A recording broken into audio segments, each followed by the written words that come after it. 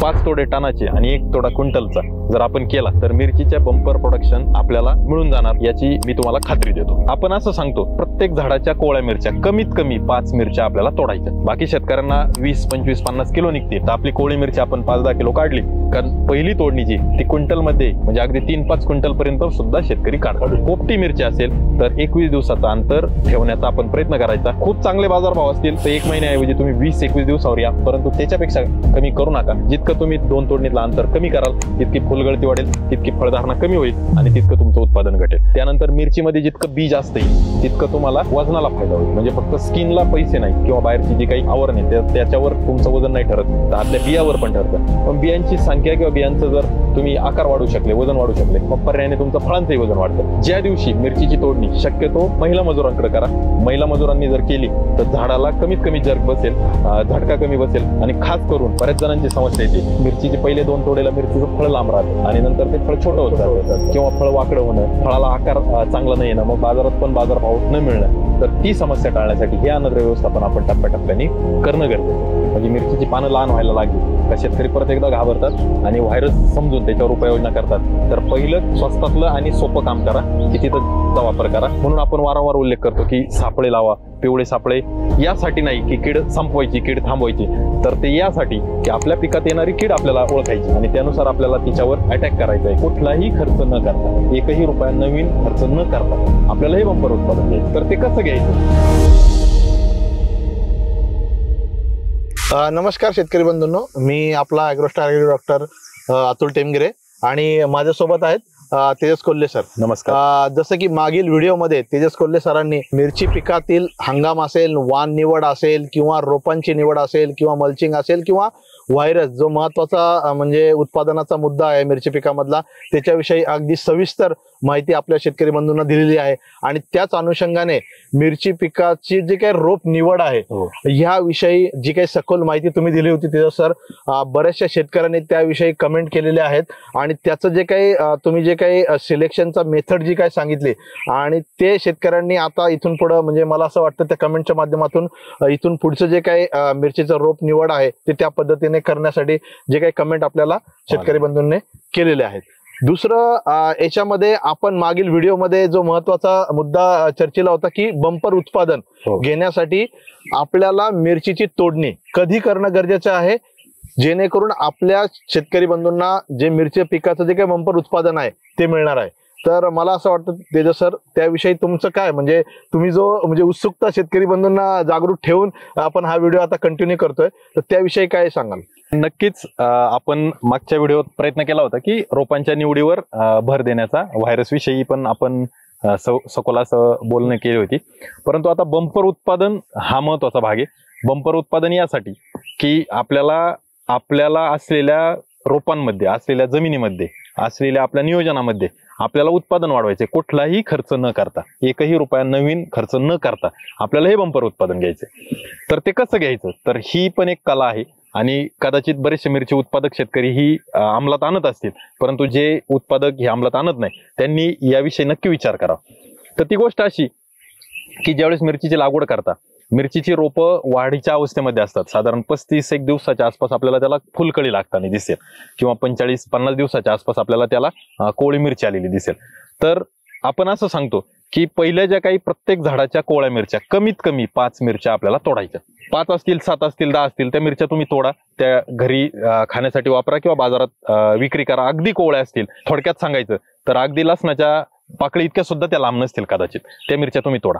त्याचा फायदा काय होतो की सुरुवातीला जे काही फुलं लागतात तर एका झाडाला साधारण 15-20च फुलं असतील, कदाचित त्याहूनही कमी असतील, आणि तितक्या कमी फुलांना लागलेल्या मिरच्या म्हणजे 5-7 ज्या मिरच्या असतील त्या झाडाच्या वाढीचा वेग ते मंदावतात।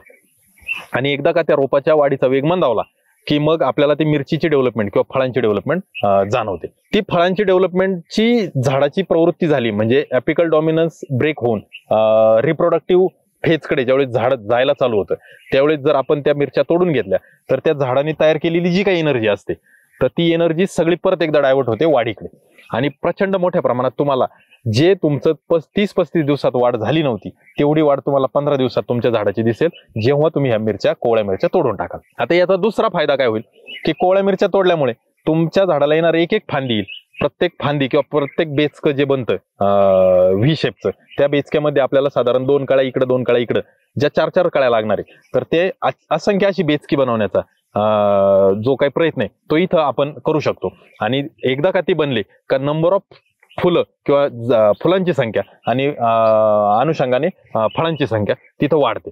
मग आपल्या मिरचीची, इतर शेतकरी मिरचीची जी तोडणी करतात 50-55 दिवशी, ती न करता आपल्याला 40-45 दिवस लक्ष ठेवून आपल्याला कोवळी फळं झाडापासून बाजूला करायची आणि झाडाचा वाढीचा वेग वाढवायचा. आणि जे बाकीचे शेतकरी 50-55 दिवसांनी करतात त्याऐवजी आपण ते 55-60 दिवसांनी जी योग्य तोडणी ती करायची. जी तोडणी कदाचित पहिलीच तोडणी 1 एकरची काही क्विंटल मध्ये निघेल. बाकी शेतकऱ्यांना 20, 25, 50 किलो निघते, तर आपली कोवळी मिरची आपण 5-10 किलो काढली, कारण पहिली तोडणी जी ती क्विंटल मध्ये, काही क्विंटल मध्ये मी म्हणतोय, म्हणजे अगदी 3-5 क्विंटल पर्यंत सुद्धा शेतकरी काढू शकतो. आता याचा दुसरा फायदा काय होतो की याला एक आपण सिंक्रोनायझेशन म्हणतो. म्हणजे मराठीत जर बोलायचं झालं तर त्याचा समतोल साधण्यासाठी, एक सारखेपणा येण्यासाठी याचा फायदा होतो. मग हे सिंक्रोनायझेशन झालं की लागणारी फुलं एका वेळेला लागतील, तोडायला येणाऱ्या मिरच्या एका वेळेला येतील. मग आता पुढच्या तोडणीचं नियोजन पण तितकंच महत्वाचं आहे. मग ते किती केलं पाहिजे, तर साधारणपणे जर तुमची पोपटी मिरची असेल, कमी तिखट प्रकारातली असेल, जसं की ज्वेलरी किंवा सितारा, VNR राणी 332 वगैरे हा जो प्रकार आहे, तर त्यातली मिरची असेल तर ती मिरची तुम्हाला 3 आठवडे त्याच्या 2 तोडणीतलं अंतर असलं पाहिजे, म्हणजे 21 दिवस. 1 तारखेला मिरची तोडली तर 20 तारखेच्या आत मिरची, पुढच्या मिरचीची तोडणी करायची नाही. आता शेतकऱ्यांना मोह तेव्हा होईल जेव्हा बाजारात भाव चांगला असेल, त्यावेळेस निश्चित मोह होईल की मिरची तोडणी, त्यांना वाटेल की भाव चांगला आहे, तोडणी केली पाहिजे. परंतु याचा तोटा असा, जेव्हा जेव्हा तुम्ही मिरचीची तोडणी करायला जाल, झाडाला जो काही हिसका बसतो, जर्क बसतो, त्या जर्कमुळे मिरचीची फुलं गळण्याची शक्यता ही खूप वाढते. दुसरं कोणतंही वातावरण, अन्नद्रव्य कारण जितकं नाही फुलं गळण्याला, तितकं कारण त्या तोडणीचं आहे मिरचीला. आणि झाडावर ते फळ साधारण 10-15 ग्रॅमचंच फळ आपण 4-8 दिवस जास्त दिवस ठेवलं तर झाडाला त्याचा कुठलाही विपरीत परिणाम होत नाही, झाडाला त्याचं कुठलंही वजन किंवा काय म्हणतो ना आपण त्याचा लोड होत नाही. मग आपल्याला फुलगळती टाळण्यासाठी आणि आलेल्या फुलांचं जास्तीत जास्त फळांमध्ये रूपांतर करण्यासाठी पोपटी मिरची असेल तर 21 दिवसाचा अंतर ठेवण्याचा आपण प्रयत्न करायचा. जर खूप बाजारभाव चांगले आहेत तर आपण असं करू शकतो, आपल्या प्लॉटचे 2 भाग करू शकतो.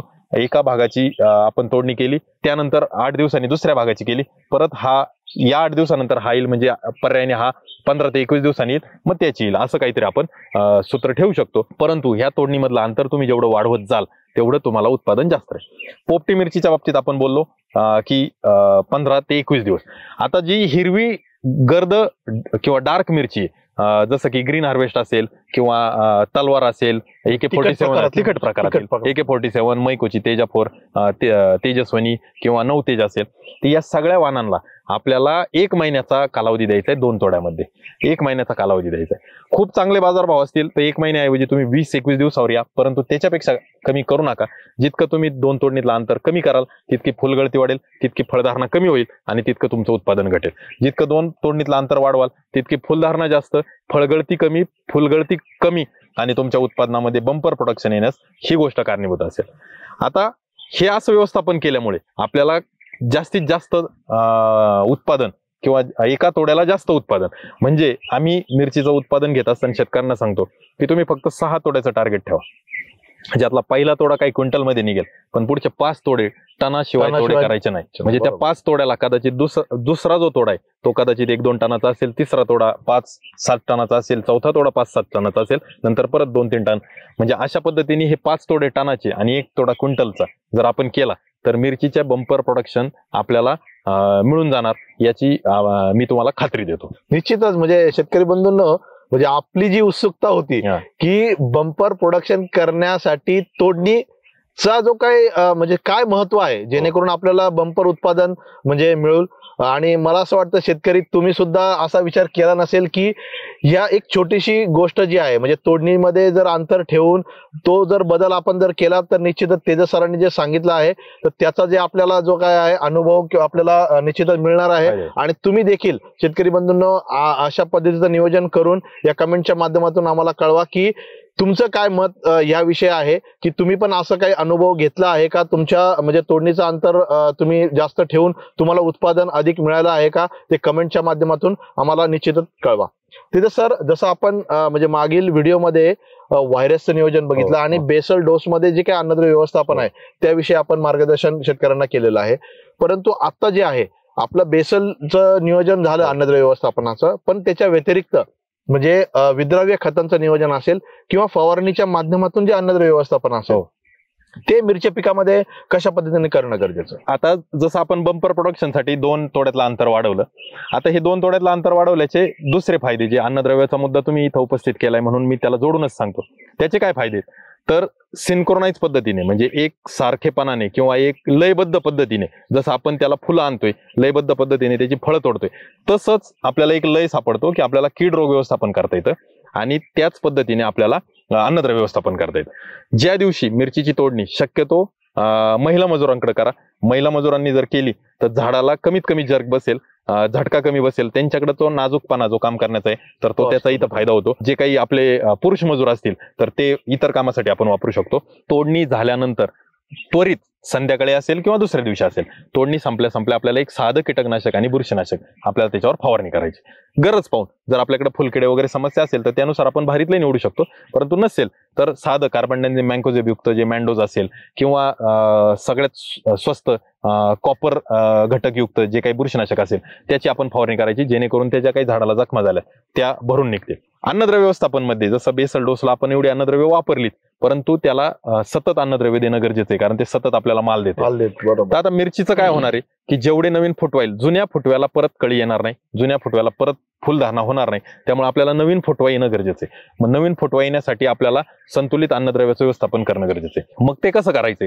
ज्या दिवशी तुम्ही तोडणी केली तर असं गृहीत धरा की आपली तोडणी 1 एकर क्षेत्राची तोडणी एका दिवसात संपणार नाही, साधारण 2-3 दिवसात आपली ती तोडणी चालेल. तर ज्या दिवशी तुमची तोडणी संपली त्याच्या दुसऱ्या दिवशी तत्परतेने आपल्याला काय वापरायचंय तर 05234 किंवा जिथं स्फुरद आणि पालाशयुक्त जे घटक आहेत 06020 सारखे ते वापरायचे. कारण का? तर ते लागू थोडे उशिरा होतात. म्हणजे ते तुम्ही आज वापरले तर आपल्याला 15 दिवसांनी एक अपेक्षित आपली जर पुढची तोडणी तर आपल्याला त्याचे रिझल्ट येण्यासाठी 15 दिवसाचा कालावधी मिळेल आणि अतिशय चांगले त्याचे परिणाम मिळतील. खास करून पोटॅश आपल्याला उशिरा लागू होतं, म्हणून ते तिथं पहिलं वापरायचं. त्यानंतर दुसरं काय वापरायचे तर कॅल्शियम बोरॉन आपल्याला तिथं द्यायचे. कॅल्शियम आणि बोरॉनचा फायदा असा आहे की पेशीची जी काही रचना आहे तर ती चांगली बनते कॅल्शियममुळे, आणि बोरॉनमुळे परागीकरण चांगलं होऊन फळधारणेचं संख्या वाढते. त्यानंतर मिरचीमध्ये जितकं बी जास्त येईल तितकं तुम्हाला वजनाला फायदा होईल. म्हणजे फक्त स्किनला पैसे नाही किंवा त्याच्या कातडी किंवा बाहेरची जी काही आवरण आहे त्याच्यावर तुमचं वजन नाही ठरत, तर आतल्या बियावर पण ठरतं. मग बियांची संख्या किंवा बियांचं जर तुम्ही आकार वाढवू शकले, वजन वाढवू शकले, तर मग पर्यायाने तुमचं फळांचंही वजन वाढतं. मग तिथं कॅल्शियम बोरॉनचा रोल येतो. ज्या दिवशी तुमची तोडणी संपली त्या दिवशी तुम्ही फवारणी घेतली, दुसऱ्या किंवा तिसऱ्या दिवशी विद्राव्य खत 05234 सारखं प्रति एकर 5 किलो आपण सोडलं किंवा 06020 सारखं विद्राव्य खत आपण 5 किलो प्रति एकर सोडलं. त्यानंतर 3-4 दिवसापर्यंत आपण पाण्याचं व्यवस्थापन करायचे. परत एकदा कॅल्शियम आणि बोरॉन याचा वापर आपल्याला करायचा आहे. 5 किलो कॅल्शियम नायट्रेट असेल आणि अर्धा किलो आपलं बोरॉन असेल त्याचाही वापर आपण ठिबकद्वारे करू शकतो. त्यानंतर काय करायचंय मग 05234 नंतर साधारणपणे 8 ते 10 दिवसांनी आपल्याला 13-045 सोडायचे. 13-045 यासाठी की आपल्याला नत्र जर पूर्ण बंद केलं तर नवीन शेंडा यायचा बंद होईल. नवीन शेंडा जर आला नाही तर त्यातून काय होईल की नवीन फुलधारणा आपल्याला थांबली जाईल. जर आपल्याला आपले तोडे पुढे घेऊन कालांतराने वाढवायचे तर आपल्याला 13-045चा वापर करायचा आहे. जर आपल्याला ते पीक तिथंच थांबवायचे तर तो 13-045ला आपण काट मारू शकता. 13-045 सोबत काय तर मॅग्नेशियम सल्फेट 5 किलो प्रति एकर आपल्याला द्यायचे, आणि पावसाळ्याचे किंवा थंडीचे दिवस असतील तर 3 किलो सल्फरही आपल्याला त्यातून द्यायचे. त्यानंतर परत एकदा 13-045चा वापर झाल्यावर 4-5व्या दिवसांनी आपल्याला 1261चा वापर करायचा आहे. मग 13-045 आपण वापरणार जर आपल्याला तोडे पुढं वाढवायचे, तोड्यांची संख्या वाढवायची तर, आणि जर ती नसेल वाढवायची तर 13-045ला काट मारून आपण 1261च फक्त देऊ शकतो. 1261 द्यायचे. 1261 सोबत आपल्याला मायक्रोन्युट्रिएंट, चिलेटेड मायक्रोन्युट्रिएंट आणि खास करून चिलेटेड झिंक किंवा HDP झिंक जे येतात तर त्याचा वापर आपल्याला करायचा आहे. कारण का तर फुलं धारणा होण्यासाठी जे काही संजीवकांची निर्मिती झाडामध्ये होते तर ती करण्यास प्रमुख रोल हा झिंकचा असतो, त्यामुळे आपल्याला ते झिंक वाढवायचे. 05234ने पक्वता येते परंतु ते लागू व्हायला वेळ लागतं म्हणून ते पहिले दिले. 13-045ने नवीन शेंडा चालतो म्हणून आपण त्याचा मध्ये वापर केलाय. आणि 1261 ने जे फुटव्यांची किंवा फांद्यांची संख्या आहे ती वाढते. जेवढी फांदे फुटव्यांची संख्या वाढेल तेवढ्या प्रत्येक फांदीला 2-3 कळी तुम्हाला दिसेल आणि तेवढी फुलांची संख्या वाढेल. तर अशा पद्धतीने व्यवस्थापन करायचे. 1261चा वापर किंवा शेवटचा जो काही 1261 प्लस मायक्रोन्यूट्रिएंटचा वापर आपला संपला, 3 वेळा आपण खतांचं व्यवस्थापन किंवा 4 वेळा हे खतांचं व्यवस्थापन केलं की त्यानंतर 5व्या-6व्या दिवशी आपली तोडणी येते, परत आपण ती तोडणी घ्यायची. अशा पद्धतीने जी काही मिरची पिकाचं लयबद्ध फळं फुलं आणतोय त्याच पद्धतीने आपल्याला हे अन्नद्रव्य व्यवस्थापन प्रत्येक तोडणीनंतर करायचंय. जोपर्यंत आपल्याला बाजारभाव चांगला आहे किंवा जोपर्यंत आपल्याला आपला प्लॉट टिकवायचा आहे तोपर्यंत अशा पद्धतीचं जर अन्नद्रव्य व्यवस्थापन केलं तर आपल्याला बंपर प्रोडक्शन पासून कोणीही थांबू शकत नाही. आपल्याला अतिशय चांगलं प्रोडक्शन आहे. आणि खास करून बऱ्याच जणांची समस्या येते की मिरचीचे पहिले 2 तोडेला मिरचीचं फळ लांब राहतं आणि नंतर ते फळ छोटं होत जातं किंवा फळ वाकडं होणं, फळाला आकार चांगला नाही येणं, मग बाजारात पण बाजारभाव न मिळणं. तर ती समस्या टाळण्यासाठी हे अन्नद्रव्य व्यवस्थापन आपण टप्प्याटप्प्याने करणं गरजेचं आहे, ज्याचा आपण ठिबकद्वारे विचार करतोय. काही फवारणीद्वारे आपण करू शकतो. जसं की तोडणी झाल्यानंतर आपण जे बुरशीनाशक वगैरे वापरतो त्यामध्ये अॅमिनो बेस प्रॉडक्ट फास्टर असेल किंवा फ्लोरोफिक्स असेल ज्यात प्रोटीन हायड्रोजिलेट सारखे घटक आहे त्याचा अंतर्भाव करू शकतो. चिलेटेड मिक्स मायक्रोन्यूट्रिएंट आपण फवारणीतूनही देऊ शकतो, न्यूट्रिप्रो ग्रेड 2 सारखं किंवा फक्त झिंक फेरस मॉलिब्डेनम सारखं ग्रेड 10 तेही फवारणीतून आपण देऊ शकतो. तर एखादी फवारणी आपण इथं विचार करू शकतो. जर समजा फुलांची संख्या आपल्याला वाटते की अपेक्षित संख्या नाही किंवा एवढं करूनही आपल्याला थोडीफार गळ जाणवते तर अल्फा नॅप्थॅलिक ऍसिटिक ऍसिड सारखे होल्ड ऑन किंवा बाजारात जे काही प्लॅनोफिक सारखे घटक मिळतात त्याचाही आपण 10 ppm चा वापर किंवा प्रतिपंप साधारण 4 ते 5 मिली या पद्धतीने आपण करू शकतो. मग फवारणीतून एखाद्या अन्नद्रव्य चा उपयोग किंवा एखादा अन्नद्रव्याचा फवारा त्या मधल्या 15 दिवसात एक आणि जमिनीतून अन्नद्रव्याचं 4 वेळाचं वेळापत्रक जर आपण कंटिन्यू केलं तर मला वाटतं खूप चांगलं प्रोडक्शन आपल्याला यातून येऊ शकतं. निश्चितच. म्हणजे आता तुम्ही डिटेल म्हणजे विद्रव्य खतांचं नियोजन जे आहे ते डिटेल कुठलं खत कुठल्या वेळेला वापरणं गरजेचं आहे, टप्प्याटप्प्याने त्याचं नियोजन कशा पद्धतीने करणं गरजेचं आहे ते आपण शेतकरी बंधूंना सांगितलं. आणि मला असं वाटतं मिरची पीक हे मल्टी पिकिंग आहे. मग 04247 ही ग्रेड सुद्धा आपल्याला त्या ठिकाणी वापरू शकतो. जिथं 052 त्या ठिकाणी आपण 042 त्याच्या जोडीला आपण जमिनीतून अन्नद्रव्याचा अपटेक जास्त होण्यासाठी ह्युमिक युक्त जे काही घटक असतील मग ते ह्युमिक असेल फक्त किंवा रूट पॉवर असेल किंवा आपलं जे काही बायोझाईम असेल, पॉवर जेल असेल इत्यादी जे घटक आहेत तर ते आपण कंटिन्युअस बेसिसवर आपण ती खत आपण ड्रिपद्वारे देऊ शकतो. शेतकरी बंधूंनो, म्हणजे मागच्या व्हिडिओमध्ये आम्ही एक निवेदन केलं होतं की तेजस सरांनी व्हायरस बद्दल एक डिटेल डिस्कशन त्या ठिकाणी केलं होतं आणि त्याचं सोल्युशन त्याच्या उपाययोजना कशा पद्धतीने करणं गरजेचं आहे ते मागील व्हिडिओमध्ये आपल्याला सांगितलं होतं. आणि त्यावेळेला आम्ही शेतकऱ्यांना निवेदन केलं होतं की आमचा जो व्हॉट्सअप नंबर आहे 9168681775 याच्यावरती तुम्ही जे काही वाण लावलेलं आहे किंवा तुमच्या लागवडीची तारीख जी आहे, मिरची पिकाची लागवडीची तारीख असेल किंवा तुमच्या मिरची पिकामध्ये जी काही आलेली समस्या असेल त्याचा फोटो आम्हाला या व्हॉट्सअप नंबरवर टाका. तर बऱ्याचशा शेतकऱ्यांनी ते आपल्याला या ठिकाणी दिलेलं आहे आणि त्याचं जे काही आम्ही सोल्युशन उपाययोजना त्या व्हॉट्सअप नंबरवर आम्ही इंडिव्हिज्युअल शेतकऱ्यांना दिलेले आहे. आणि जसं तेजस सरांनी आपल्याला विद्रव्य अन्नद्रव्याचं व्यवस्थापनाचं जे काही शेड्यूल सांगितलं आहे, तुम्हाला देखील अशा पद्धतीचं नियोजन जर पाहिजे असेल तर निश्चितच तुम्ही देखील 9168681775 ह्या आमच्या व्हॉट्सअप नंबरवर तुमच्या म्हणजे मिरची पिकाचं वाण असेल, लागवडची तारीख असेल किंवा फोटो असेल तो आम्हाला या ठिकाणी पाठवा, जेणेकरून आम्ही तुम्हाला तुमचं जे काही मिरची पिकाविषयीचे जे काही मार्गदर्शन त्या ठिकाणी आम्ही सविस्तर करू शकतो. तेजस सर, म्हणजे आता तुम्ही तोडणीपासून अन्नद्रव्य व्यवस्थापन सांगितलं, परंतु म्हणजे लागवडीपासून तर तोडणीपर्यंत हा देखील म्हणजे व्हेजिटेटिव्ह कालावधी महत्वाचा आहे पिकाचा. मग त्या कालावधीमध्ये कोणती विद्रव्य खताचा वापर करणं गरजेचं? जसं की शेतकरी स्टार्टर ग्रेड वापरतच असतात, जो की 1919 हा स्टार्टर ग्रेड आपण त्याला म्हणतो. तर ते स्टार्टर ग्रेडनी सुरुवात करायची. मग पुनर्लागवड केल्यापासून साधारण 7व्या-8व्या दिवसानंतर आपण 1919 ची सुरुवात करू शकतो. साधारणपणे पुनर्लागवडीपासून 7व्या-8व्या दिवसानंतर आपण चालू करतोय. आठवड्यातून 2 वेळा आपल्याला खतांचा वापर करायचा आहे. मग आपल्याला प्रति एकर प्रति दिवस 1 किलो या हिशोबाने आपल्याला 1919 चालवायचे.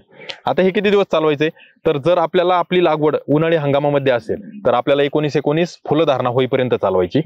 जर आपली लागवड आपल्याला पावसाळ्यात असेल तर 1919 आपल्याला सुरुवातीचे 15 दिवस चालवायचे. त्यानंतर आपल्याला ग्रेड बदलावं लागेल. ज्यावेळेस उन्हाळ्यामध्ये फुलधारणा दिसायला लागेल त्यावेळेस आपल्याला 1261 चा वापर करायचा. 1261 चा वापर केल्यामुळे नवीन फुटवा पण होईल, परंतु आपल्याला फुलधारणेचं प्रमाण वाढेल.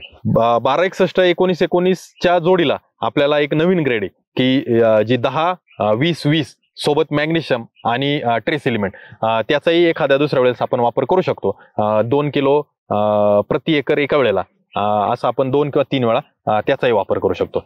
मग लागवडीपासून आपल्याला नत्र स्फुरत पालाश फुलधारणेच्या किंवा फुलधारणेच्या अवस्था जवळ येत असताना नत्र कमी परंतु स्फुरत जास्त याचा विचार करायचा आहे. आणि मग एकदा तोडणीची अवस्था आली की मग आपण पुढचं शेड्यूल पाहिलेलंच आहे की कशा पद्धतीने आपण ते 4 वेगवेगळे टप्पे करायचे ते करू शकतो.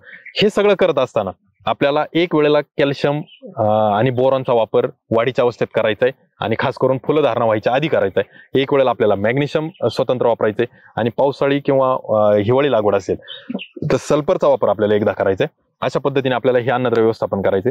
बऱ्याच वेळेला व्हायरस सारखंच समस्या जाणवणारी म्हणजे मिरचीची पानं लहान व्हायला लागली का शेतकरी परत एकदा घाबरतात आणि व्हायरस समजून त्याच्यावर उपाययोजना करतात. तर पहिलं स्वस्तातलं आणि सोपं काम करा की तिथं झिंकचा वापर करा. HDP जे झिंक आहे आपलं किंवा बाजारात चिलेटेड झिंक मिळतं किंवा सल्फेट स्वरूपातलं झिंक असेल किंवा मिक्स मायक्रोन्युट्रिएंट मध्ये येणारं झिंक असेल तर हे तुम्ही द्या. प्रत्येक येणारं पान जर छोटं व्हायला लागलं तर ते एकदा वापरून पहा. पान मोठं होण्यासाठी ते तुम्हाला मदत करेल आणि सोबतच संजीवकांची निर्मिती चांगली बनून आपल्या पिकामध्ये फुलांची संख्या किंवा फुलधारणा ही पण वाढायला मदत होईल. तर अशा पद्धतीने आपल्याला हे संतुलित अन्नद्रव्य व्यवस्थापन मिरची पिकामध्ये करता येईल. निश्चितच म्हणजे आता तुम्ही जसं मिरची पिकामध्ये येणारी जी काही पानं छोटं होतात ते बोरांच्या कमतरतेमुळं त्यामुळं तुम्ही बोरांचं नियोजन त्या ठिकाणी सांगितलं. परंतु अजून एक मिरची पिकामध्ये कॅल्शियमच्या कमतरतेमुळं ते ब्लॉसम एंड रॉट म्हणजे जी काही फार जाणवते जी म्हणजे मिरची जी आहे म्हणजे शेंड कडेला थोडस शेवटची बाजू सडल्यासारखी दिसते आणि शेतकरी तिथं फवारणी बुरशीनाशकाची फवारणी करतात. आणि कॅल्शियम स्वस्त घटक आहे बुरशीनाशक तुलनेने महाग आहे तर तेही अगदी रास्त बाबे. त्यासाठीच आपण मिरचीची तोडणी झाल्यानंतर जो दुसरा ऍप्लिकेशन आहे तर ते कॅल्शियम तुमचं ते म्हणजे म्हणणं बरोबर आहे. आणि त्यावेळेला जर आपण उपाययोजना केला तर ही समस्या आपण येणार नाही आणि ती टाळू शकतो. शेतकरी बंधूंना जसं आता लागवडीपासून तर आता जे काही शेवटपर्यंत म्हणजे काढणीपर्यंत जे पूर्ण जे काही अन्नद्रव्य व्यवस्थापन आहे ते सरांनी आपल्याला डिटेल या ठिकाणी सांगितलेलं आहे. परंतु आता अन्नद्रव्य व्यवस्थापन झालं तर याच्या व्यतिरिक्त जी महत्वाची समस्या मिरची पिकांमध्ये येत असतात की रोग आणि कीड याची देखील आपल्याला उपाययोजना करणं गरजेचं आहे. आणि व्हायरस जे काय नियोजन आहे ते मागील व्हिडिओमध्ये तुम्ही डिटेल सांगितलं. पण त्याच्या व्यतिरिक्त जी काही रस शोषक किडी आहेत जसं काय थ्रिप्स असेल मावा असेल तुडतुडे असतील तर किंवा कोळी असेल जो मागील व्हिडिओमध्ये आपण एकाच कोळीविषयी चर्चा केली होती. कोळीचे पण 2 प्रकार आहेत जे मिरची पिकामध्ये जास्त प्रादुर्भाव करतात तर त्याविषयी काय आपल्याला मार्गदर्शन करता येईल. जर आता याच्यात किडींबद्दल बोलायचं झालं तर मला असं वाटतं टप्प्याटप्प्याने म्हणजे पिकाच्या वाढीच्या अवस्थेनुसार कीड आपल्याला त्रास देत असते. पहिला टप्पा जो आहे तर रोप लागवड केल्यानंतर कटवमचा जो आपण बोललो होतो की कटवम येऊ नये म्हणून आपण कीटकनाशक ठिबकनी सोडतो. खास करून क्विनल फॉस्फर ज्याला दुर्गंध सुगंध नाही म्हणू शकत पण दुर्गंध तर दुर्गंध ज्याला जास्त आहे तर ते सोडतो. तर ते लागवडीच्या आधी सोडलं पाहिजे. ज्या दिवशी लागवड करता तिथपासून पुढचे 3 ते 4 दिवस ती कटवम तुम्हाला त्रास देईल.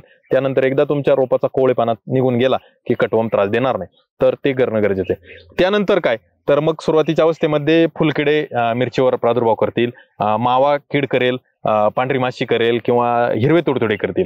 जर दमट वातावरण असेल तर हिरवे तुडतुडे जास्त थंड वातावरण असेल तर पांढरी माशी आणि कोरडं वातावरण असेल तर फुलकिडे याचा प्रादुर्भाव वाढत राहील. आणि थ्रिप्स बऱ्यापैकी आपल्याला तिथं कायमस्वरूपी जाणवत असतो.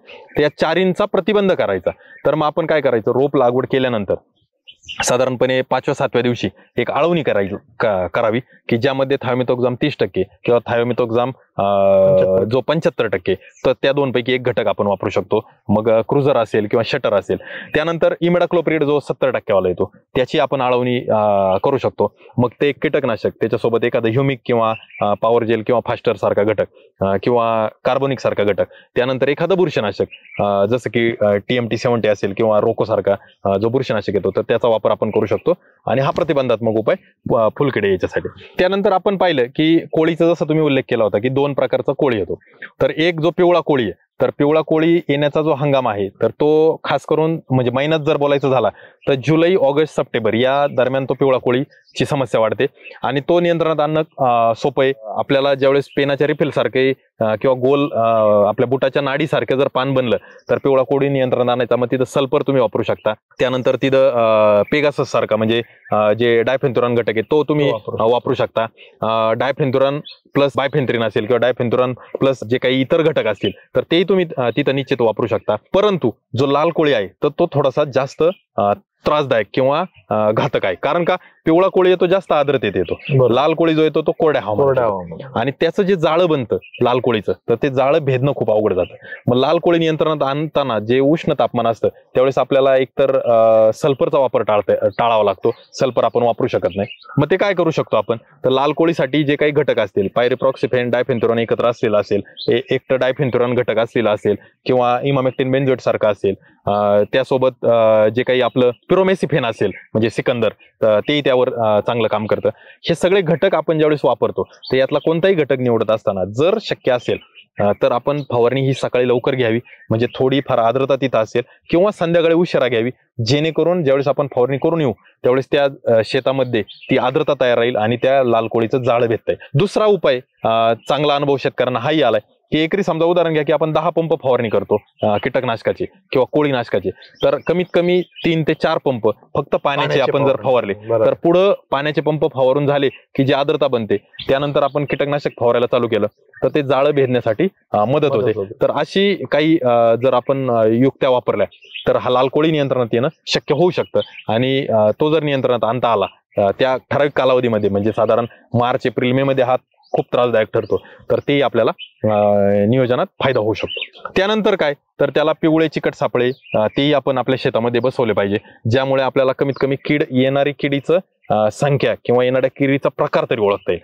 आणि त्यानुसार फवारणीचं नियोजन करता येईल. की असं नाही की पिवळे चिकट सापळे किंवा निळे चिकट सापळे बसवले म्हणून आपण कीटकनाशक मारणे टाळतो तर ते खऱ्या अर्थानं आपल्याला त्याचं परीक्षण करायचंय की काय त्याच्यावर येते, किती प्रमाणात येते. रोजच्या रोज जर आपण त्याचं परीक्षण केलं तर आपल्याला फवारणीसाठी निवडायचं कीटकनाशक ते ठरवता येतं. म्हणजे उदाहरण जर द्यायचं झालं तर आपल्याला मावा किड असेल तर फ्लोनिकॅमाइड सारखा घटक आहे किंवा मॅद्रिद म्हणजे जे ॲसिटामाप्रिड आहे तो घटक तिथं काम करतो. जर फुलकिडे असतील तर लॅम्बडा सायलोथ्रिन सारखा घटक आहे किंवा स्पिनोसॅड सारखा घटक आहे किंवा स्पिनोटराम सारखा घटक आहे तो तिथं काम करत असतो. जर आपल्याला पांढरी माशी असेल तर आपलं पायरिप्रॉक्सिफेन आणि डायफेन्थुरान म्हणजे ॲडोनिक्स असेल किंवा डायफेन्थुरान प्लस बायफेन्थ्रिन यासारखे घटक आहे ते तिथं काम करत असतात. जे हिरवे तुडतुडे तर त्याच्यासाठी इमिडा जो 70% वाला म्हणजे आपला मेंटो किंवा बाजारात प्रोंटो ॲडमायर नावाने तो तिथं काम करत असतो. मग प्रत्येक किडीसाठी कीटकनाशक बदलते. मग त्यासाठी आपल्याला त्या सापळ्यांची मदत घ्यायची, आधार घ्यायचा आहे की याच्यावर कोणता किडा आला आणि याही उपर आपण जसं शेतकऱ्यांना वेळापत्रक दिलंय की कोणत्या अवस्थेमध्ये शक्यता कोणत्या किडीची त्यानुसार आपण फवारणी कशी निवडायची तर त्या आपल्या जो व्हॉट्सअपवर शेतकऱ्यांच्या बऱ्याच साऱ्या कमेंट आल्या होत्या आणि त्यातून आपण वेळापत्रकातूनही ते देण्याचा प्रयत्न केलाय. आणि खास करून आपला उद्देश असा आहे की प्रतिबंधात्मक जितकं करू शकतो तितकं आपल्याला पीक आपलं वाचवता येतं. म्हणजे कदाचित काही शेतकऱ्यांना असंही वाटतं की विनाकारण कीड रोग न दिसताही आपण काही फवारणी केल्या एखादी दुसरी तर प्रति फवारणी खर्च कदाचित वाढतो परंतु पूर्ण पिकाचं व्यवस्थापन होताना शेवटपर्यंत तर पहिल्या फवारणीपासून शेवटच्या काही मिरचीमध्ये 20-22 फवारण्या होतील तर त्या शेवटच्या फवारणीचा एकंदर खर्च कमी असतो. म्हणजे तो व्यवस्थापनावरचा खर्च आपण टाळतोय आणि सगळ्यात महत्वाचं काय आपण करतोय तर आपलं पीक धोक्यापासून टाळतोय. तर हे करण्यासाठी म्हणून आपण हे प्रतिबंधात्मक फवारणीचे वेळापत्रक दिलं होतं. आता ज्यावेळेस फुलधारणा होते त्यावेळेस फुलकड्यांची समस्या अजूनही वाढू शकते. तर ज्यावेळेस ती फुलकड्यांची समस्या अजूनही वाढते तर त्या तशा परिस्थितीमध्ये जे थायमेथोक्झाम प्लस लॅम्बडा सायलोथ्रिन सारखे घटक असतील, स्पिनोटराम ज्या घटकाचा मी उल्लेख केला, बाजारामध्ये जे बेनिविया आहे तर त्या बेनिव्याचा वापर काही शेतकरी करतात जेणेकरून बेनिव्याचा प्रतिबंधात्मक उपाय म्हणजे 240 मिली एका वेळेला असं 2 फवारण्या ज्या करावं लागतात रोप लावल्यापासून साधारण 10व्या दिवशी आणि पहिल्या फवारणीनंतर परत एकदा 10व्या दिवशी ते प्रतिबंधात्मक करावं लागतात. तर असे काही उपाययोजना आपण जर केल्या तर निश्चितच त्याचा फायदा होतो. नागाळी सारखी समस्या येते जी की सुरुवातीच्याच कोवळ्या रोपांवर किंवा कोवळ्या पानावर येते, तिथं आपण नीम युक्त जे काही कीटकनाशक आहे, निमले आपलं किंवा स्पिनोटोरम घटकवालं जे डेलिगेट आहे, तर तेही नागाळीसाठी अतिशय चांगलं चालतं. फुलधारणेपासून पुढं आळीची शक्यता वाढते आणि फुलधारणेच्या अवस्थेमध्ये जर आळीचा एखादा स्प्रे घेतला तर ती फळ डॅमेज आळी करत नाही. मग त्यासाठी आपल्याला इमामेक्टिन बेन्झोएट म्हणजे ॲमेझेक्स असेल किंवा क्लोरॅन्ट्रिनिप्रोल जो घटक आहे, कोराजन किंवा रॅपिजन असेल, तर त्याचा आपल्याला उपयोग करावा लागतो. थ्रिप्स आणि आळी या दोन्हींना टाळायचं असेल तर मॅग्ना हे सगळ्यात चांगलं, की ज्यामध्ये आपल्याला फ्लुबेंडामाइड आणि थायक्लोप्रिड असे दुहेरी घटक मिळतात, जेणेकरून आपल्याला फुलकिड्यांची समस्या टाळता येते आणि आळीची समस्या टाळता येते. तर हे एक आपल्याला जे काही सूत्रबद्ध पद्धतीने नियोजन व्यवस्थापन आपण करू शकतो आणि वेळापत्रक जर असेल तर निश्चितच आपल्याला ते करणं सोपं जाईल. तर अशा पद्धतीने आपण या किडींचं एकात्मिक व्यवस्थापन करतो. आणि व्हायरससाठी जबाबदार ज्या रस शोषक किडी तर त्यासाठी आपण अतिशय जागसूत किंवा ज्याला काय म्हणतो ना, डोळ्यात तेल घालून आपण जर राहिलो तर आपल्याला निश्चितच त्या टाळता येतील. म्हणून आपण वारंवार उल्लेख करतो की सापळे लावा, पिवळे सापळे, यासाठी नाही की कीड संपवायची, कीड थांबवायची, तर ते यासाठी की आपल्या पिकात येणारी कीड आपल्याला ओळखायची आणि त्यानुसार आपल्याला तिच्यावर अटॅक करायचा आहे किंवा तिचं व्यवस्थापन आपल्याला करायचं. निश्चितच म्हणजे तेजस सरांनी अगदी लागवडीपासून तर काढणीपर्यंत जे काही वेगवेगळ्या स्टेजनुसार येणाऱ्या जे काही किडी आहे आणि त्याच्या उपाययोजना या ठिकाणी आपल्याला सांगितल्या आणि त्याचं जे काही सोल्युशन आहे ते या ठिकाणी आपल्याला दिलेलं आहे शेतकरी बंधूंनो. आणि त्याच्यामध्ये म्हणजे चर्चेमध्ये अजून एक मुद्दा तेजस सरांनी सांगितला की चिकट सापळे हे आपल्याला लावायचे आहेत. पिवळे चिकट सापळे असू दे किंवा निळ्या चिकट सापळे असू दे, हे आपल्या बागेमध्ये किंवा आपल्या शेतामध्ये का लावायचे की जे कीड आपल्या शेतामध्ये येणार आहे त्याचा अभ्यास करण्यासाठी आणि त्याच्यानुसार आपल्याला जे काही उपाययोजना करायची आहे त्याचा निर्णय घेण्यासाठी ते आपल्याला त्या ठिकाणी लावायचे आहेत. शेतकरी बंधूंनो, तुम्ही या व्हिडिओच्या माध्यमातून कमेंट करा की तुम्ही तुमच्या शेतामध्ये आजपर्यंत हे चिकट सापळे लावले आहेत का,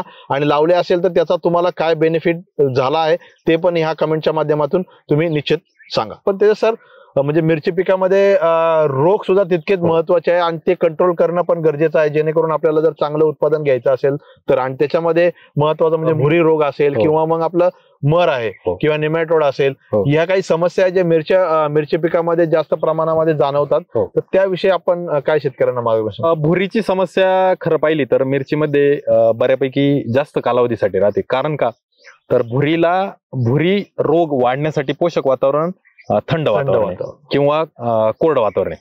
परंतु जेव्हा दमट वातावरण होतं त्यावेळेस भुरीचे बीजाणू पसरण्यास वातावरण पोषक असतं. म्हणजे एकदा तुमचं काय म्हणतो ना, बीजाचा विस्तार होण्यासाठीचं वातावरण पोषक आहे आणि एकदा ती खरं तर ती बुरशी विस्तारण्यास वातावरण पोषक आहे. म्हणजे अप्रत्यक्षपणे तुमचं पूर्ण वर्षच त्या भुरीसाठी पोषक आहे आणि मिरचीमध्ये खास करून ते जास्त येतं. मग ज्या वेळेस आर्द्रता वाढेल त्यावेळेस तुम्ही समजून घ्यायचं की जे काही भुरीचे बीजाणू आहेत ते एका पानावरून दुसऱ्या पानावर किंवा एका झाडावरून दुसऱ्या झाडावर जाण्यास मदत होईल. आणि ज्या वेळेस कोरडं वातावरण आहे त्यावेळेस आहे तीच भुरी वाढण्यासाठी त्याच पानावर जास्तीत जास्त वाढण्यासाठी मदत होईल. तर त्या दोन्हींचा समतोल आपल्याला साधावा लागतो. बरं, थ्रिप्स कीड किंवा कोळी कीड येऊ नये म्हणून आपल्याला आर्द्रता जास्त ठेवणं गरजेचं पडतं.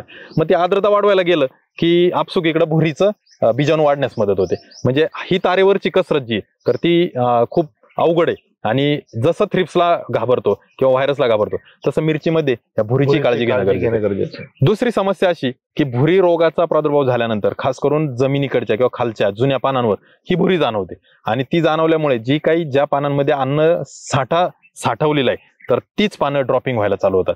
नवीन शेंड्याकडची पानांवर भुरीची समस्या येत नाही, परंतु खाली भुरी विस्तार होत असतो. मग भुरीसाठी जे काही बुरशीनाशक बाजारामध्ये आहेत जसं की टेबिकॉनेझॉल असेल, सल्फर असेल किंवा ॲझोक्सिस्ट्रॉबिन प्लस टेबिकॉनेझॉल जे ॲग्रोस्टारचं रोस्ताम नावाने येतं किंवा ॲझोक्सिस्ट्रॉबिन डायफेनकॉनेझॉल जे बाजारामध्ये ॲमिस्टार टॉप नावाने येतं, तर ते तुम्ही वापरू शकता. परंतु त्याचा फवारणी करत असताना फक्त शेंड्याकडे फवारणी न करता आपण खोडापासून शेंड्याकडे जे पंपाचं जे काही नोझल असेल किंवा पंपाची जी काही स्प्रे गन असेल तर ती जर चांगली चालवली तर निश्चितच आपल्याला भुरी नियंत्रणात येण्यात फायदा होतो.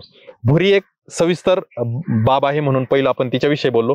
खास करून ज्यावेळेस फळांची पक्वतेची अवस्था येते, ज्यावेळेस पिकामधील पोटॅशचा वापर फळं करत असतात किंवा ते उत्पादन पोटॅश घेत असतं किंवा पोटॅशची त्यांना गरज असते, त्यावेळेस भुरी येत असते. म्हणजे काय, तर तुमच्या पिकामध्ये पोटॅशची लेवल जितकी व्यवस्थित किंवा तुम्ही ठेवू शकाल तितकं तुम्हाला भुरीला बळी पडण्याची जी शक्यता आहे ती कमी होईल. मग नुसतं 0050 आणि एखादं बुरशीनाशक स्वस्तातलं म्हणजे कार्बेंडेझिम सारखं ते जरी फवारलं तरी तुम्हाला भुरीला फायदा होतो. 0050 व्यतिरिक्त जे पोटॅशियम शोनेट आहे तेही भुरीला काम करतं. पोटॅशियम बायकार्बोनेट आहे तेही भुरीला काम करतं. बुरशीनाशकांवरचा होणारा खर्च जर आपल्याला थोडासा टाळायचा असेल किंवा आपल्याला जे एकात्मिक व्यवस्थापनामध्ये बुरशीनाशक बदलणं किंवा आपल्या फवारणीचं जे काही स्ट्रॅटेजी चेंज करणं ते म्हणतो, तर तिथं आपण याचा विचार नक्कीच करू शकतो. अशा पद्धतीने भुरीचं व्यवस्थापन झालं. दुसरी जी समस्या आहे ती शेंडेमरची. खास करून ज्यावेळेस आपल्याला पिवळ्या कोळीची समस्या येते म्हणजे जुलै ऑगस्ट सप्टेंबर महिना, त्यावेळेस शेंडेमर त्या वेळेस सक्रिय राहते. शेंडेमर म्हणतो किंवा काही जण त्याला डिप्लोडिया म्हणतात. म्हणजे जे कोवळे शेंडे आहेत तर त्यावेळेस काळपट अशी बुरशी झालेली जाणवते. म्हणजे जर तुम्ही घरात खूप दिवसाचा ब्रेड पाव किंवा भाकरी असेल ओलसर आणि त्याच्यावर जशी काळी बुरशी वाढायला चालू होते तशीच त्या शेंड्यावर आपल्याला जाणवते. तर ती शेंडेमर एक समस्या येते. जे भुरीचे बुरशीनाशक असतील किंवा इतर बुरशीनाशक आहे तेही त्यावर काम करत असतात. त्यानंतरची जी समस्या येते अँथ्रॅकनोजची, जे की पानांवर टिपके येतात, नंतर फळांवर पण ते टिपके जाणवतात आणि मग ते फळ गळण्याची समस्या अँथ्रॅकनोजने वाढू शकते जर प्रादुर्भाव वाढला तर. आणि त्यालाही जबाबदार आर्द्रताच आहे. म्हणजे आर्द्रतेमध्ये येणाऱ्या 3 समस्या, शेंडेमर असेल, अँथ्रॅकनोज असेल आणि जीवाणूजन्य रोग आहेत ज्याला जीवाणूजन्य टिपके म्हणतो, तर ती असेल. फक्त व्यवस्थापन करत असताना जीवाणूजन्य ज्या समस्या आहेत तर त्यासाठी कॉपर बेस जे आपलं कुपरवन असेल किंवा बाजारामध्ये स्ट्रेप्टोसायक्लिन प्लस स्ट्रेप्टोमायसिन असेल किंवा इतरही काही अँटीबायोटिक असतील तर त्याचा अंतर्भाव आपल्याला फवारणीत करावा लागेल. आणि तेही आर्द्रतेच्या वेळेस किंवा ज्याला पावसाळी हंगाम आहे त्यावेळेस. शेंडेमर असेल त्यावेळेस आपल्याला भुरीचे जे बुरशीनाशक आहे ते तिथं वापरू शकतो. अँथ्रॅकनोज साठी सुद्धा जे TMT70 असेल म्हणजे जे आपलं थायफिनेट मिथाइल घटक असेल किंवा कार्बेंडाझिम मँकोझेब युक्त मँडोज असेल किंवा मेटॅलॅक्झिल मँकोझेब युक्त मेटल ग्रो असेल तर इत्यादी बुरशीनाशकांचा आपण वापर करू शकतो. हे झाल्या बुरशी किंवा ज्या काही समस्या आहेत त्या पानांवरच्या. आता जी अजून एक समस्या येते तर ती समस्या येते म्हणजे जमीनजन्य किंवा मुळातून येणारी समस्या. आता तिथं मर रोग, आपण एक शब्द बोलतो की मर रोग आली, परंतु त्या मरला सुद्धा कारणीभूत 2-3 गोष्टी आहेत. त्या कोणत्या आहेत तर पहिली जी मर रोगाची समस्या आपल्याला डोळ्यांनी जाणवते तर तिथं म्हणजे आपल्या मिरची रोपाच्या किंवा मिरचीचे जे झाड आहे तर त्याच्या झाडाच्या भोवती पांढरट अशी बुरशी जाणवते. जी बुरशी आपल्याला पाहायला मिळते भुईमुग पिकामध्येही ती पाहायला मिळते, थोड्याफार प्रमाणात ऊसाच्या पिकामध्येही ती पाहायला मिळते. तर ती जी पांढरी बुरशी आपल्याला तिथं जाणवते जाळी केल्यासारखं, तर ती जी आहे तर तो स्क्लेरोशियम रॉट आहे ज्याला कॉलर रॉट पण म्हणतात. मग त्याचं व्यवस्थापन करत असताना ठिबकमधून कोणतंही सोडलेलं बुरशीनाशक तिथं काम करत नाही. तिथं तुम्हाला स्पॉट ऍप्लिकेशन म्हणजे त्या बुरशीच्या सानिध्यात जे बुरशीनाशक जाईल, थायफिनेट मिथिल असेल किंवा मेटॅलॅक्झिल मँकोझेब असेल ते तिथं गेलं पाहिजे.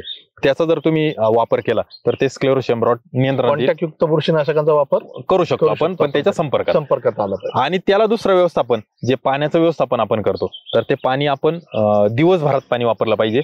सकाळी लवकर म्हणजे सूर्योदयापूर्वी सूर्यास्तानंतर पाण्याचा वापर आपण तिथं टाळला पाहिजे. आता बरेच शेतकरी असंही म्हणतात की आमच्याकडं ठिबकचं व्यवस्थापन किंवा लाईटचं जे काही शेड्यूल आहे तर त्यामध्ये ही मर्यादा येते. मग शेतकरी बांधवांना त्यावेळेस अशी परिस्थिती असेल तर त्यावेळेस आपण जे मोकळं पाणी, जास्त पाणीचं जो वापर आहे तर तो दिवसभरात केला पाहिजे आणि मर्यादित पाणी म्हणजे फक्त पीक जिवंत ठेवण्यासाठीचं जे पाणी ते रात्रीच्या शेड्यूलमध्ये आपण त्याचा विचार केला पाहिजे. तो स्क्लेरोशियम झाला. दुसरा जो येतो तो जीवाणूजन्य एक समस्या येते मर रोगाची.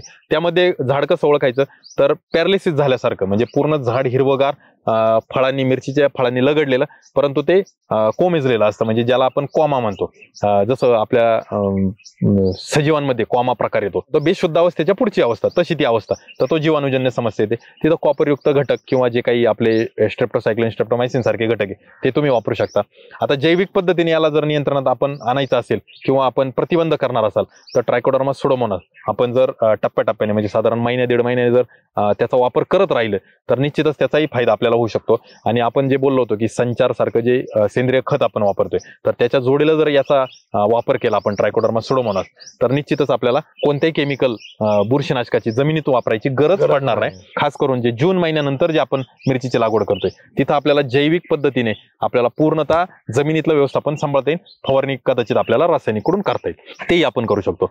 त्यानंतर एक फायटोप्थोरा प्रकार येतो. फायटोप्थोरामध्ये पानांवर, खोडावर टिपके पडतात आणि झाड सुकायला चालू होतं जे की शेंड्याकडून वाळत येतं. अशा पद्धतीने आपल्याला 3-4 प्रकारचे मर रोग आपल्याला जाणवतात. प्रत्येकाचं व्यवस्थापन आपल्याला वेगळ्या पद्धतीने करायचं असतं. कदाचित प्रत्येकासाठी चालणारे जे काही बुरशीनाशक असतील तर ते कदाचित सारखे असतील पण वापरायची पद्धत, वापरायची जागा ही बदलते आणि त्यावरही आपल्याला काम करणं गरजेचं आहे. आणि ते जर आपण करू शकलो तर कमीत कमी खर्चामध्ये जास्तीत जास्त उत्पादनावर जे आपला लक्ष आहे तर ते आपण गाठू शकतो. अशा पद्धतीने आपल्याला या सर्व रोगांच्या बाबतीत जागरूक राहणं गरजेचं आहे. जे निमॅटोड किंवा सूत्रकृमीचं तुम्ही बोलला होता, ते निमॅटोड येऊ नये म्हणून जे काही बाजारामध्ये विविध निमॅटोड न येण्यासाठी जे काही बुरशीनाशक असतील किंवा निमेटिसाइड असतील त्याचाही आळवणी पद्धतीने आपण वापर करू शकतो. निमिट्स असेल किंवा बाजारामध्ये वोल्युम प्राईम असेल तर त्याचाही वापर आपण करू शकतो. आणि त्यात अजून एक ठळक बाब, जर आपण असे बुरशीनाशकांची आळवणी जर केली निमॅटोड टाळण्यासाठी तर थोडाफार प्रमाणात त्याचा भुरीलाही फायदा जाणवलाय की भुरी प्रतिबंध होण्यासाठी ते त्यांनी काम केलेले. मग ते आपल्याला दुहेरी बेनिफिट तिथे मिळेल. पण ते खर्चिक बाब आहे. त्याही उपर जर आपल्याला स्वस्तात करायचे तर मग आपल्याला निंबोळी पेंटचा वापर आपण केलाय. त्यानंतर कार्बोफ्युरॉन जे आपण दाणेदार स्वरूपातलं वापरले त्याचाही सूत्रकृमीसाठी फायदा झालाय. आणि पीक फेरपालट जी तर ती आपण जर व्यवस्थित करू शकलो, म्हणजे खास करून वांगी, टोमॅटो आणि मिरची एका पाठोपाठ एक आले नाही पाहिजे याची जर आपण काळजी घेतली तर आपल्याला ही सूत्रकृमीची समस्या टाळता येईल. निश्चितच म्हणजे तेजस सरांनी अगदी म्हणजे इत्तमभूत आपले रोगांचं निदान कसं करणं गरजेचं आहे आणि त्याच्यावरच्या उपाययोजना. आणि महत्वाचं म्हणजे मर रोग, जे आपण नुसतं मर रोग हा एक शब्द वापरतो पण त्याच्यामध्ये वेगवेगळ्या बुरशींमुळे येणारे जे मर रोग असेल किंवा जीवाणूजन्य जे मर रोग आहे ते आपण कसं ओळखणं गरजेचं आहे आणि त्याच्या उपाययोजना ज्या आहेत ते तेजस सरांनी आपल्याला या ठिकाणी सांगितलेलं आहे. मर रोगामध्ये अजून एक जो प्रकार आहे तर तो फ्युझेरियमचाही एक प्रकार आहे की ज्यामध्ये शेंड्याकडून झाड सुकत येतं. तर मग अशा पद्धतीचे 4 वेगवेगळे मर रोगाचे जे काही प्रकार आहेत तर त्यानुसार आपल्याला व्यवस्थापन करावं लागतं. तर जे आता आपण बघितलं की मर रोग आहे त्याविषयी सरांनी डिटेल आपल्याला मार्गदर्शन केलेलं आहे की कशा पद्धतीचे मर रोग, आपण नुसतं मर रोग हा शब्द वापरतो पण विविध बुरशींमुळे येणारे मर रोग असेल किंवा जीवाणूजन्य जे काय आहेत त्यांनी सुद्धा मर रोग आपल्या मिरची पिकामध्ये येत असतो आणि त्याच्या उपाययोजना कशा पद्धतीने करणं गरजेचं आहे हे तेजस सरांनी आपल्याला अगदी अतिशय डिटेल पद्धतीने सांगितलेलं आहे. मी शेतकरी बंधूंना निवेदन करत असेल की जे हा व्हिडिओ शेतकरी बंधू पाहतायत, आपण असा जो मागील व्हिडिओ देखील आपण मिरची पिकामध्ये बनवलेला आहे, हे दोन्ही व्हिडिओ मिरची उत्पादक शेतकऱ्यांनी निश्चितच पाहावे जेणेकरून आपलं चांगलं क्वालिटी आणि बंपर उत्पादन घेण्यासाठीचे जे काही बारकावे आहेत तेजस सरांनी या दोन्ही व्हिडिओच्या माध्यमातून अतिशय चांगल्या पद्धतीने आपल्या शेतकरी बांधवांना सांगितलेलं आहे. तर निश्चितच माझं एक निवेदन राहील की तुम्ही दोन्ही व्हिडिओ आवर्जून पहा आणि कमेंट करायला विसरू नका की हे व्हिडिओ तुम्हाला कसे वाटले. आणि निश्चितच हे व्हिडिओ जर तुम्हाला आवडले असतील तर आमचे काही बाकीचे काही जे शेतकरी वर्ग आहे, जे मिरची उत्पादक शेतकरी आहे, त्यांना हा व्हिडिओ जरूर शेअर करा आणि चॅनलला सबस्क्राईब करा. धन्यवाद.